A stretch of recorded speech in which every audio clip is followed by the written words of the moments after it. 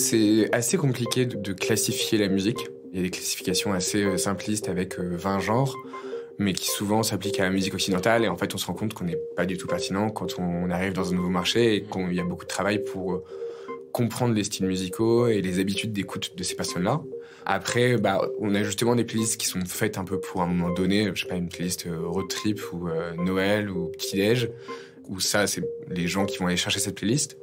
Ou alors, on a des playlists qui, justement, basées sur de la recommandation, mais basées sur la recommandation par heure de la journée, par jour de la semaine, où on va comprendre que les gens ont des habitudes qui changent d'un moment à l'autre. Bonjour et bienvenue sur Data Driven 101, le podcast qui s'intéresse aux applications concrètes de la data dans toute leur diversité. Je suis Marc Sanselme, fondateur de Scopeo, agence de recherche et développement en data science. Je reçois des professionnels d'horizons variés pour nous parler de leurs aventures, leurs succès, leurs échecs, leurs espoirs, leurs techniques, leurs astuces, leurs histoires et leurs convictions. Cette semaine, je reçois Valentin Geffrier, Senior Data Scientist chez Spotify. Après 4 ans sur des sujets de marketing digital chez Numberly, il a rejoint Spotify il y a 2 ans pour travailler sur des sujets de growth. Spotify, leader du streaming audio, est une société suédoise créée en 2006 qui compte aujourd'hui 450 millions d'utilisateurs actifs. Bonjour Valentin. Salut Marc, merci de me recevoir. Avec grand plaisir. Alors, est-ce que tu peux nous parler un peu plus de Spotify en général ? Qu'est-ce que fait cette boîte ? C'est une boîte qui, comme tu l'as dit, est le leader du streaming audio, qui a commencé par la musique pour la rendre accessible le plus facilement possible, à bas prix, dans tous les pays, et qui petit à petit s'est rendu disponible sur de plus en plus d'appareils différents, dans les voitures, sur l'ordinateur, sur les portables, mais en donnant accès à des nouveaux contenus. Donc ils se sont beaucoup focalisés sur les podcasts ces dernières années, ils commencent avec les audiobooks dans certains pays, et en fait, ils veulent aussi permettre à beaucoup de créateurs de vivre de leur métier, de leur création, et donc ils vont leur permettre de mettre leurs concerts sur la plateforme ou de vendre un peu des objets dérivés, des goodies sur l'application. Alors la data chez Spotify, à quoi et à qui ça sert ? Comment c'est géré exactement ? Ça sert partout. C'est une boîte tech, on collecte beaucoup de données sur tous nos utilisateurs, sur beaucoup d'utilisateurs. Et ça va être utile à plein d'endroits différents. Donc le premier use case qu'on voit, qui est un peu évident, c'est la recommandation de musique. Donc on a plein d'algorithmes qui permettent aux utilisateurs de découvrir d'autres musiques qui pourraient leur plaire, de nouveaux genres musicaux. Et donc, on est obligé de collecter toutes ces données, même d'un point de vue, pour des fonctions de support, que ce soit le marketing, la finance. On est une entreprise publique, donc on se doit d'avoir des bases de données très claires sur quels revenus on a, combien d'utilisateurs on a, gérer des problèmes de fraude. Donc voilà, c'est un peu partout. Alors, toi, dans le cadre de ton travail, tu es plutôt sur la partie growth, tu nous le disais. En quoi consiste cette sous-partie de la data ? C'est des sujets assez larges. Donc, par exemple, dans mon équipe, on a des personnes qui travaillent sur des sujets de campagnes de marketing. On a beaucoup de campagnes sur Facebook, Snapchat, TikTok, dans plein de pays, plein de stratégies différentes. Et du coup, on va travailler sur des données de ces plateformes publicitaires, mais aussi de partenaires qui vont nous aider à faire une attribution marketing plus précise. Donc on appelle ça des MMP, Mobile Measurement Partner. Et le but, c'est vraiment d'allouer notre budget de la manière la plus optimale possible, parce que c'est vraiment des montants très importants. Et du coup, ça va vraiment... on va avoir assez de données pour prendre des décisions très régulières sur la meilleure utilisation de notre budget et qui vont tenir compte des changements de performance en fonction... je sais pas, d'un pays où potentiellement la compétition en termes d'annonceurs va être plus forte et donc il va falloir qu'on réagisse rapidement. Il y a des sujets de SEO, comment on est référencé sur Google, et pour s'assurer qu'on peut avoir éventuellement des nouveaux utilisateurs qui vont arriver sur Spotify en cherchant des informations sur du contenu audio, sur des moteurs de recherche. C'est quoi les segments qui restent à prendre de Spotify ? Parce que nous, on connaît notre génération en France, etc. Quelle est aujourd'hui, sur quoi vous misez, entre guillemets, sur les pubs ? Alors, on a plusieurs segments. Déjà, on a bien sûr des nouveaux pays. L'Inde, qui est devenu un marché énorme. Donc, il faut qu'on arrive à être pertinent pour des marchés différents. Mais aussi qu'on sache que dans ces pays-là, c'est des utilisateurs qui vont peut-être nous ramener moins d'argent pour l'instant. Donc, il faut toujours qu'on arrive à comparer le coût d'acquisition d'utilisateurs dans ce marché par rapport à la lifetime value qu'on peut espérer de ces utilisateurs-là. Donc, il y a un segment vraiment d'expansion géographique. On a aussi Gen Z qui est un vrai focus pour l'entreprise de manière globale, mais du coup pour le marketing également. Donc ça va sur des sujets de targeting, sur des sujets de créa. On va tester différentes bannières publicitaires, mais différents formats, donc sur TikTok, sur Snapchat, avec des contenus plus authentiques, plus vidéo, qui pop-up plus pour ces audiences-là. Est-ce que tu peux nous partager des décisions ou une décision business qui aurait été prise grâce à la data, grâce à tes analytics ? Alors, j'ai 2 exemples en tête. Un premier qui est sur des campagnes de marketing, par exemple. On a tout un système qui permet d'automatiser la création de bannières dans chaque pays en fonction des performances des publicités et du contenu qui peut être populaire à un moment donné dans ces pays-là. Donc, on utilisait ce système pour de l'acquisition, mais moi, mon but, c'était un peu de montrer qu'on pouvait l'utiliser pour de la réactivation. Donc, de montrer que si on mettait en avant des nouvelles sorties d'albums, on pouvait réactiver des utilisateurs. Parce que en marketing, c'est toujours très intéressant de réactiver des utilisateurs. Ça peut être beaucoup moins cher. Des gens qui connaissent déjà la plateforme, plutôt que d'aller en chercher, surtout dans des pays où c'est complètement saturé. Donc ça, c'est un premier exemple où justement on a pu prouver que ça marchait, qu'on avait un impact significatif sur ces populations-là et à un coût intéressant. Le deuxième, c'est sur la rétrospective. Donc pendant le mois de décembre, Spotify donne à tous ses utilisateurs une vision un peu des stats de l'année. Ouais. Et c'est une grosse campagne virale qui fonctionne très bien parce que les utilisateurs vont beaucoup partager ces stats-là à d'autres gens. Et c'est très intéressant pour nous de pouvoir comparer heure par rapport à l'année d'avant les performances pour être capable de réagir. Et donc là, notamment, on a vu que pendant la deuxième semaine, on avait supprimé un peu un point d'entrée de l'expérience. Et on était passé complètement en dessous de nos performances de l'année d'avant. Et du coup, ça nous a permis de réagir et de lancer d'autres campagnes ou de réouvrir des moyens d'accéder à cette expérience. Des gens qui auraient loupé le coche de ce flash info des stats de l'année qui vient de s'écouler ? Ouais, exactement. Moi, ça m'a un peu surpris aussi parce qu'on avait l'impression d'être presque trop présent sur l'application et potentiellement de cannibaliser ou de perdre de l'attention des gens parce qu'ils allaient voir que ça. Mais en fait, il y avait les gens, s'ils mettaient pas à jour leur application, ils allaient pas pouvoir accéder à l'expérience et potentiellement, en fait, ils le voient une fois et ils ne réagissent pas. Et du coup, en fait, j'ai des amis qui, 2 semaines après, l'avaient toujours pas vu. Et donc, c'est moi qui allais manuellement leur montrer. Et donc, c'est un peu de la recherche utilisateur de voir pourquoi les gens n'ont pas accédé à ça. Et est-ce que vous observez un pic des mises à jour ou ce genre de choses après avoir, disons, diffusé ces stats? Est-ce que vous voyez les gens mettre à jour leur appli un peu plus parce que leurs potes leur disent si tu mets à jour ton application, tu vas voir tes stats? C'est une bonne question. Je sais pas si ça a eu lieu après et si on pouvait savoir exactement pourquoi les gens l'ont fait. Ce qui est sûr, c'est que on a fait des campagnes de messaging, in-app, push et email en amont pour être sûr que les gens allaient mettre à jour leur application pour justement accéder à cette campagne. Et on leur disait, parce qu'on sait que les gens attendent un peu ça, donc on peut leur dire ça arrive bientôt. Si vous voulez y accéder, vous devez mettre à jour votre application. D'accord. Et après, le sujet de mise à jour est un sujet qui est de plus en plus important parce qu'on se rend compte que l'adoption des nouvelles releases, par exemple chez Android ou chez Apple, va dépendre beaucoup d'un marché à l'autre. Parce que y a des pays où en fait les gens n'ont pas du tout les mêmes marques de portables, ils ont des portables plus vieux, ils n'ont pas un accès à un réseau internet aussi efficace, ou alors ils ont une donnée limitée. Et c'est quelque chose qu'on doit prendre de plus en plus en compte pour que l'expérience utilisateur soit la même. C'est quelque chose qui était très important au début de Spotify, que les gens aient accès à la musique quasiment instantanément, alors qu'il n'y avait pas de 4G à ce moment-là. Et c'est quelque chose qu'on doit garder en tête pour des marchés où il n'y a pas de 5G, quoi. Est-ce que vous observez des modifications de comportement suite à l'apparition de ce genre de choses, de stats ? Je pense que la musique, c'est un peu quelque chose sur lequel les gens peuvent être fiers de certaines choses, peu fiers de d'autres, etc. Est-ce que, dans la mesure où tout le monde se montre un peu les... Ouais, ce qui est sympa, c'est qu'il n'y a pas que les utilisateurs qui reçoivent cette expérience. Il y a aussi les artistes, les créateurs de podcasts, et même maintenant les gens qui écrivent des chansons. Et donc, ça leur permet de montrer un peu leur succès et le nombre de personnes qu'ils arrivent à atteindre année après année. Du côté utilisateur, il y en a qui sont assez fiers toujours d'être dans le top, 0,005% d'un artiste, même si parfois ça peut sembler un peu ridicule, mais justement, ils aiment bien quand même le mettre en avant. Alors, l'usage, on va dire, roi de chez Spotify, côté machine learning, c'est plutôt la recommandation de la chanson d'après. Est-ce que tu peux nous parler un petit peu de ça, comment ça fonctionne ? Ça se base sur toutes les données d'utilisateurs, donc en fonction des similarités d'écoute entre différents utilisateurs, on va pouvoir recommander un nouveau contenu à une personne A si une personne B qui a écouté à peu près la musique a aussi écouté cette autre musique.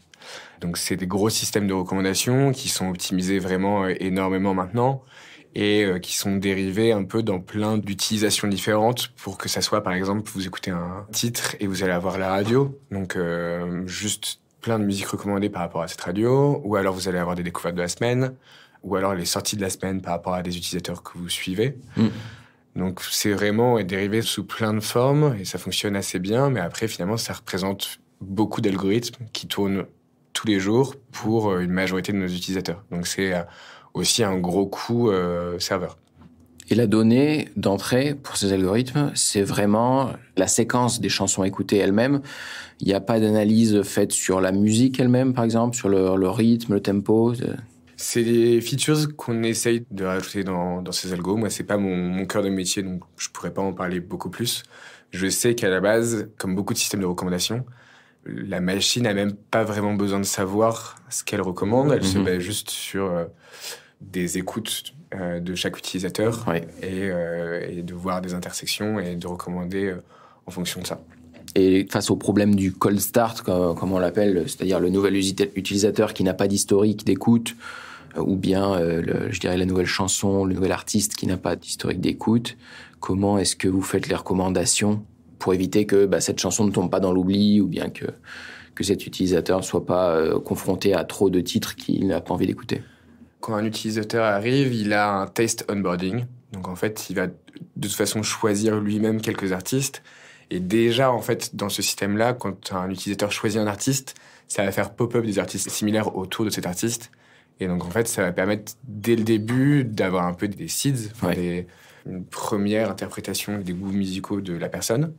Et en fait, très vite, une personne, après, 10 écoutes, on va pouvoir raffiner un peu les recommandations. On va avoir potentiellement, si la personne choisit un peu des playlists éditoriales, donc c'est quelque chose qui a quand même encore beaucoup de poids chez Spotify, qui représente beaucoup d'écoutes, c'est des playlists qui sont faites à la main par des gens dans chaque pays, en fonction des artistes connus. Par des professionnels. Par des professionnels du métier, ouais. D'accord. Et donc, au niveau des artistes, c'est un peu similaire. C'est-à-dire qu'un nouvel artiste, on va essayer de le rattacher à quelques artistes à la main avant de l'intégrer aux algorithmes? C'est une bonne question. Peut-être pas, parce qu'il y a quand même maintenant des centaines de milliers, voire des millions d'artistes sur la plateforme. Je pense que eux vont réussir à obtenir quelques écoutes de leurs premiers fans, de leurs proches. D'accord. Et en fonction de ça, l'algorithme va pouvoir peut-être comprendre la similarité de ce nouveau contenu par rapport à du contenu existant. Et après, le jackpot, c'est toujours pour un artiste d'être placé dans des playlists Spotify, que ça soit à la main par justement des personnes qui travaillent dans la musique ou parfois par des algos. En fait, on a des playlists complètement algorithmiques, des playlists éditoriales qui sont faites à la main. Oui.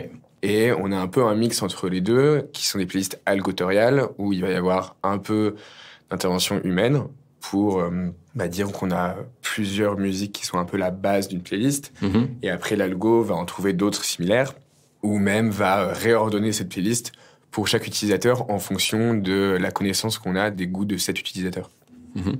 Les styles, les moods, je dirais les recommandations qui sont liées à autre chose que les goûts de l'utilisateur, mais plus à un moment spécifique, ça, comment est-ce que ça marche? Comment est-ce qu'on arrive à segmenter, on va dire, les moments d'écoute? C'est un gros sujet, c'est assez compliqué de classifier la musique. Il y a des classifications assez simplistes avec 20 genres, mais qui souvent s'appliquent à la musique occidentale. Et en fait, on se rend compte qu'on n'est pas du tout pertinent quand on arrive dans un nouveau marché et qu'il y a beaucoup de travail pour comprendre les styles musicaux et les habitudes d'écoute de ces personnes-là. Après, on a justement des playlists qui sont faites un peu pour un moment donné, une playlist road trip ou Noël ou petit-déj, où ça, c'est les gens qui vont aller chercher cette playlist. Ou alors, on a des playlists qui, justement, basées sur de la recommandation, mais basées sur la recommandation par heure de la journée, par jour de la semaine, où on va comprendre que les gens ont des habitudes qui changent d'un moment à l'autre. D'accord. Alors moi, il y a une question qui me taraude, c'est quelle information je donne quand je clique suivant, parce que j'ai pas envie d'écouter une musique tout de suite. Des fois, je me demande, est-ce que je suis pas en train de dire à l'algorithme de plus jamais me montrer cette chanson-là? Comment on fait la différence entre il aime pas cette musique et il a pas envie de l'écouter tout de suite? C'est un bon point.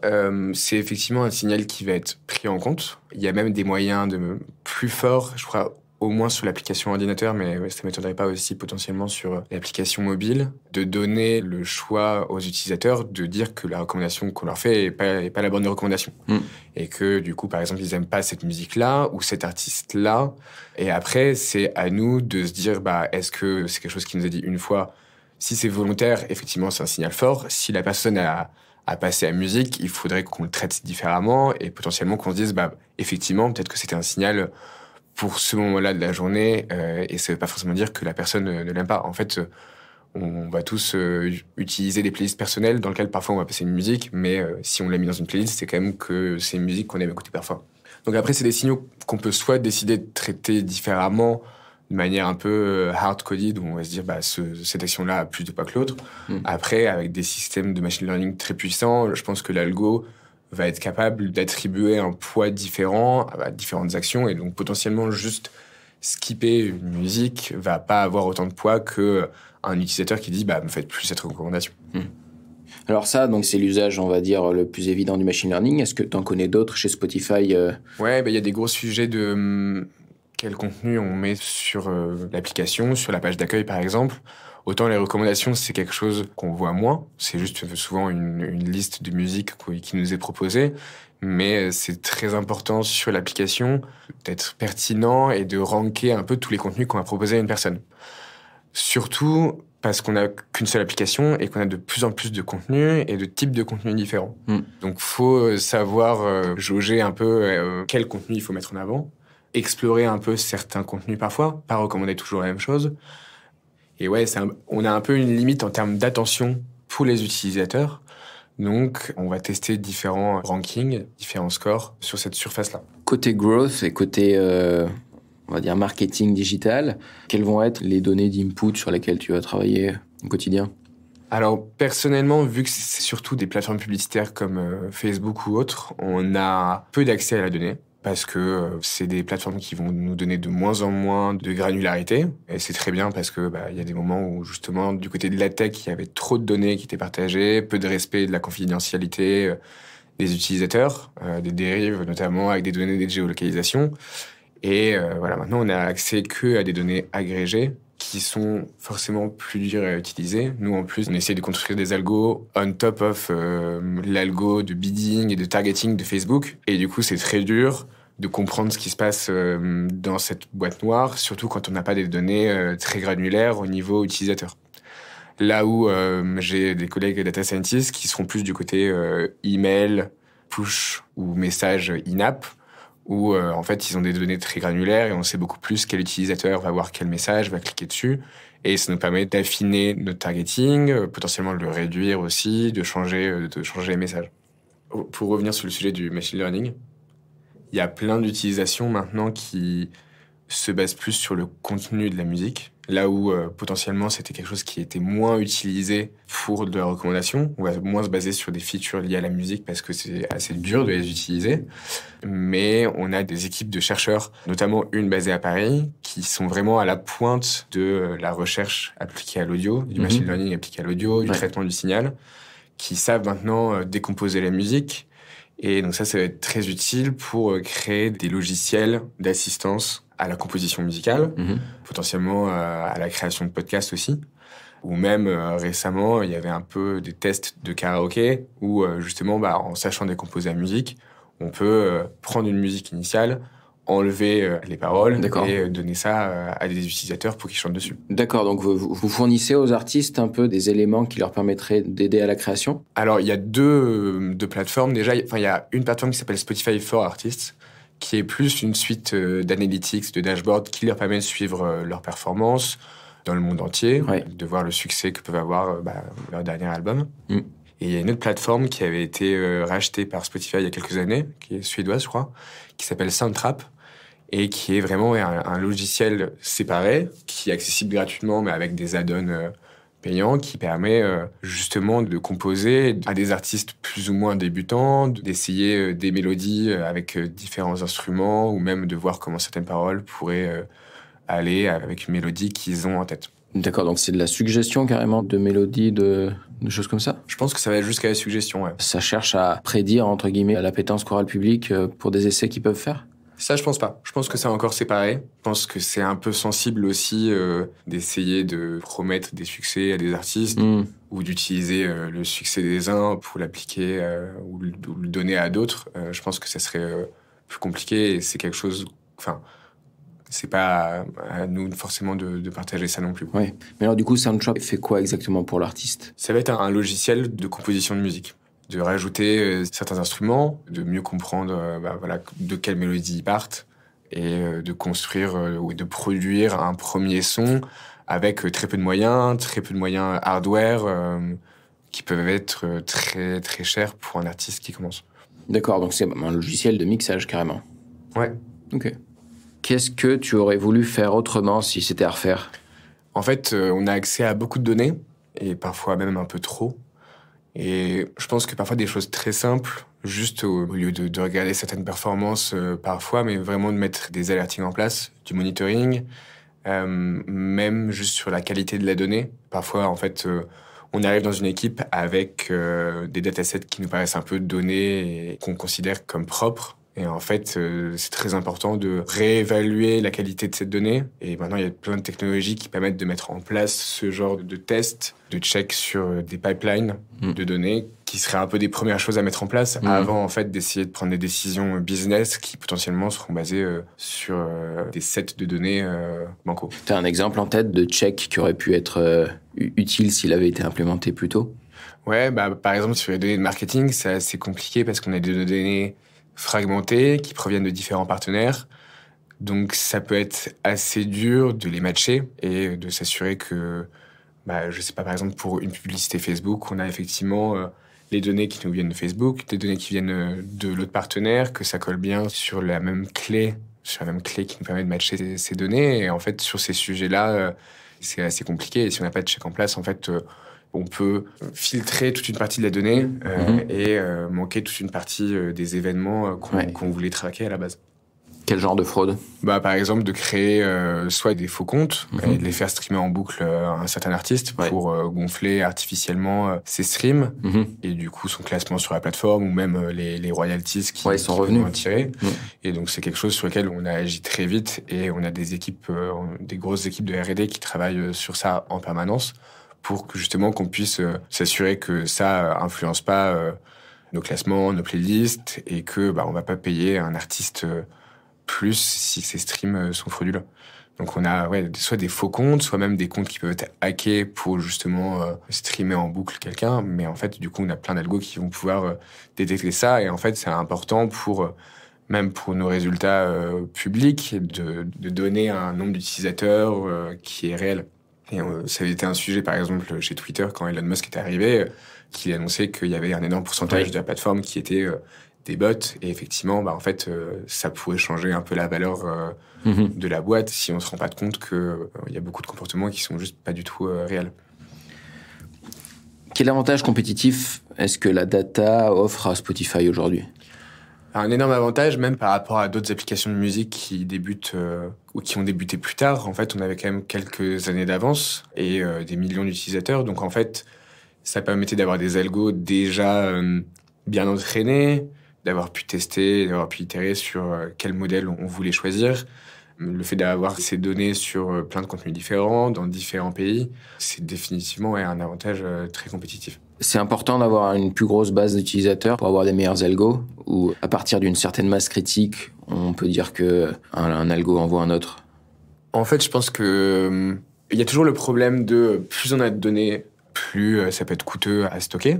Oui. Ou de faire tourner des algos dessus. Nous, par exemple, en fait, les coûts de nos serveurs, c'est un coût très, très important. Et même, c'est une partie de notre empreinte carbone très importante aussi. Donc, c'est quelque chose auquel on fait très attention et qu'on essaie de réduire le plus possible. Après, effectivement, pour les algos, on pourrait se dire que pour certains, on n'a pas besoin, après, je sais pas, 10 millions d'utilisateurs, en avoir 100 millions, ça va peut-être pas changer grand-chose. Et en même temps, en fait, vu qu'on va essayer de servir chaque utilisateur qui peut avoir des goûts très niches dans un marché peut-être où on vient de commencer sur un genre musical très précis, et en fait, pour ce type de musique-là, pour cet utilisateur-là, on a peut-être moins de signaux, et donc en fait, ça serait peut-être toujours utile d'avoir plus de personnes comme cette personne. Sinon, on a un peu le problème d'avoir une feedback loop potentiellement, où on va servir un peu tout le temps la même chose aux gens, où en fait, ils vont écouter nos personnalisations et du coup, on va se dire que c'est ça qu'ils aiment et donc on va juste continuer à faire ça. Plus on a de contenu différent et plus on est d'utilisateurs différents, plus on peut observer des comportements différents et justement sortir un peu de ces boucles et proposer quelque chose de toujours un peu nouveau. Oui, vous pourriez vous enfermer avec vos compétiteurs, chacun sur son segment de marché, avec l'incapacité de faire des algos qui plaisent à l'autre segment de marché parce que vous manquez d'utilisateurs. Quelque part, être chacun un peu spécialisé. Ouais, c'est quelque chose qui peut revenir d'ailleurs chez certains utilisateurs. En fait, l'algo, il va pas toujours forcément réussir à donner de bonnes recommandations pour des personnes. Et donc, j'ai vraiment des échos hyper différents de gens qui adorent les nouvelles recommandations et d'autres qui, au contraire, trouvent pas ça encore assez pertinent. Donc, on sait que l'algo doit donner des bonnes recommandations, mais c'est des objectifs qu'on mesure plus qu'à court terme. On va pas juste voir si la personne écoute, parce que potentiellement la personne écoute, mais c'est pas ce qu'elle préfère. Mais bon, elle va pas chercher ailleurs. On va chercher à optimiser des KPI vraiment à long terme sur la satisfaction et la rétention des utilisateurs. Il y a une communication en interne entre les équipes growth qui vont chercher les nouveaux utilisateurs et puis ceux qui entraînent les algos sur les utilisateurs actuels, sur l'orientation par exemple des efforts pour améliorer la qualité par rapport à la cible côté growth. Ça va dépendre. On a par exemple on a des équipes musique des équipes insights, donc à la fois data scientist et user researcher qui peuvent vraiment identifier des trends, deviner un peu, prédire quel nouvel album ou quel nouvel artiste va pouvoir monter. Et du coup, c'est clairement quelque chose qu'on peut utiliser en marketing pour mettre en avant tel ou tel artiste et faire venir soit des nouveaux utilisateurs, soit des utilisateurs qui étaient inactifs. C'est quoi les limites dans ton métier avec la data, alors avec les limites, les points de douleur, éventuellement les obstacles rencontrés? Je pense que du coup, c'est un peu un problème de data riche, où on est des entreprises où on a énormément de données sur plein d'utilisateurs, et on est beaucoup de personnes dans la même boîte qui travaillent sur des sujets parfois similaires. Donc en fait, parfois, si on fait tourner des algos ou des études, ça peut prendre déjà beaucoup de temps, ça peut coûter assez cher, donc il faut savoir un peu ce qu'on fait. Et après, en fait, il y a tout un sujet d'organisation de la donnée.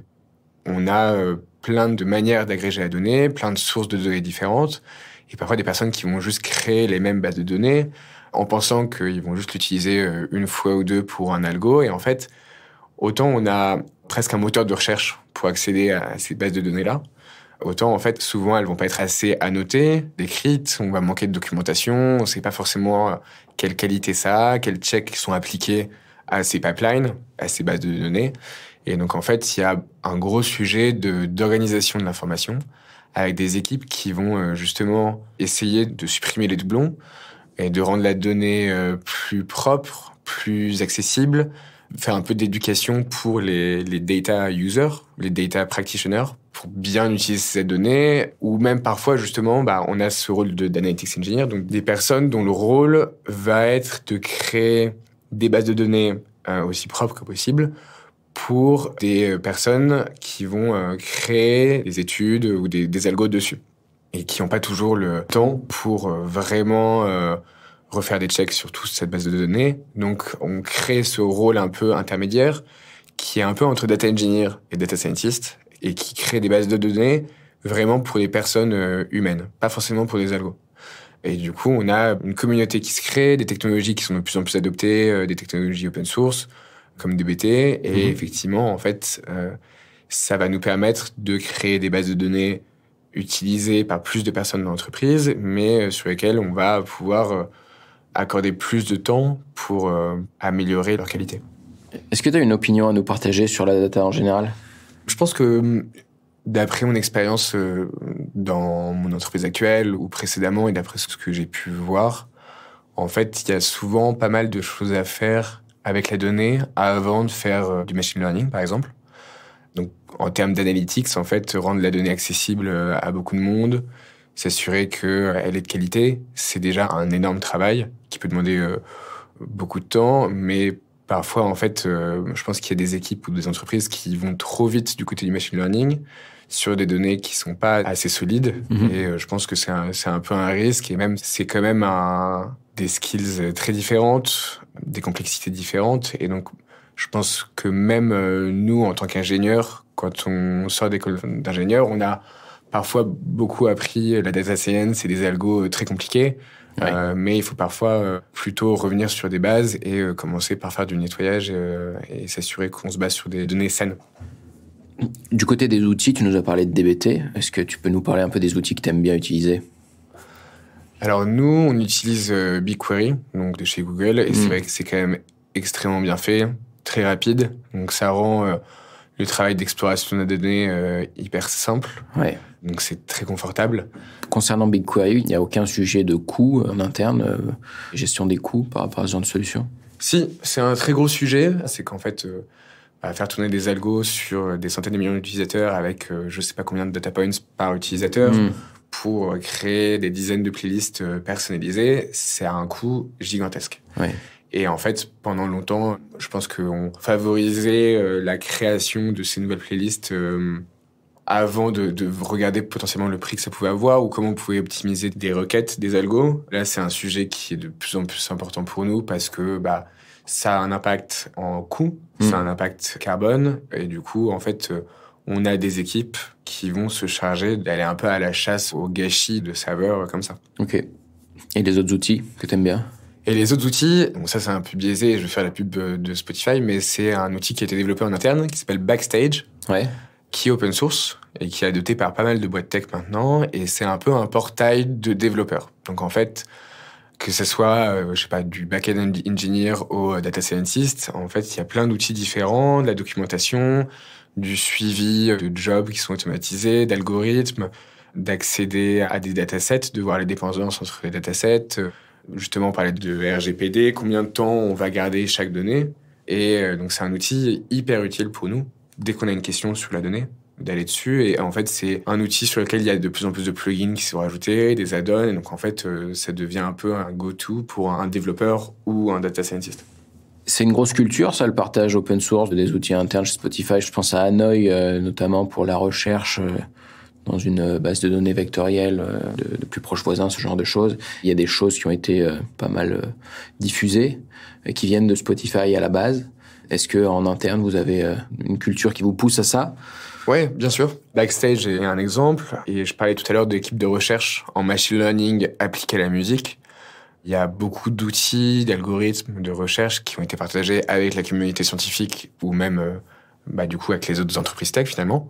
Et parfois, en fait, on voit que potentiellement, ces outils qui vont être utilisés par d'autres boîtes, mais c'est un peu un trade-off entre tout garder pour nous, mais en fait, du coup, savoir que si toutes les boîtes font ça, on va moins profiter des avancées d'autres personnes, d'autres chercheurs, d'autres entreprises. Et donc, c'est un peu un pari sur l'avenir, un peu un pari collaboratif.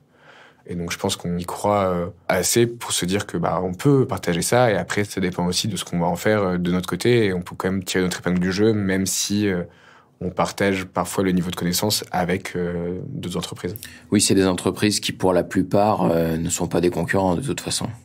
On est en train plus de donner, on va dire, un usage général à tout un tas d'entreprises de tous les secteurs qui pourront utiliser votre code. Alors oui et non. Enfin, quand c'est des outils assez agnostiques en termes de secteur, donc par exemple Backstage, oui, en fait, avant que ça nous impacte directement, je pense que c'est assez loin. Quand c'est quelque chose d'appliqué à la musique spécifiquement, ça peut-être être plus sensible. Je pense qu'effectivement, c'est des décisions qui sont peut-être plus difficiles à prendre quand ça devient à ce point-là spécifique. Ouais. C'est quoi les avantages de rendre open source les clés de votre technologie ? C'est de se dire que, en fait, ça va peut-être permettre à d'autres chercheurs de construire dessus et de construire des choses encore plus puissantes ou un peu différentes et dont on pourra profiter plus tard. Et plus facile à intégrer peut-être. S'ils construisent sur vos outils, ce sera facile pour vous de les intégrer. En plus, ouais, effectivement, il y a tout un sujet d'avoir des outils communs, des paradigmes un peu en commun qui rendront ça plus simple. Et après, je pense qu'il y a toute la partie recherche, mais après, il y a toute la partie implémentation et ajout aux plateformes. Et ça, en fait, du coup, c'est quelque chose qui va différer beaucoup d'une entreprise à l'autre. Et si on pense qu'on a des meilleurs ingénieurs ou qu'on est plus rapide pour implémenter quelque chose, peut-être qu'on aura moins peur de partager ces technologies-là. C'est quoi le futur de la data chez Spotify ?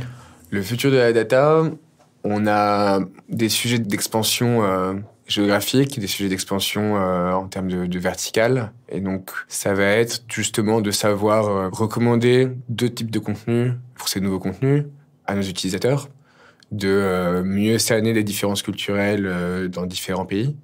Par exemple, on avait fait une expérience particulière pour Diwali en Inde récemment. On sait que dans des pays où il y a eu plus de population musulmane, on va voir comment les comportements changent pendant Ramadan et voir si justement on propose un contenu différent. Donc vraiment être toujours plus pertinent. Et après, moi je pense justement qu'en termes de best practice, c'est de rationaliser un peu comment on utilise ces données pour réduire nos coûts, mais réduire un peu aussi les doublons qu'on peut avoir et s'assurer que l'utilisation qu'on fait de la donnée est toujours de plus en plus optimale et efficace. Merci Valentin. Merci. Vous venez d'entendre Valentin Geffrier, Senior Data Scientist chez Spotify dans Data Driven 101. Merci d'avoir écouté. Si vous avez aimé et que vous voulez nous soutenir, n'hésitez pas à vous abonner à la chaîne, à liker et à partager. À très vite.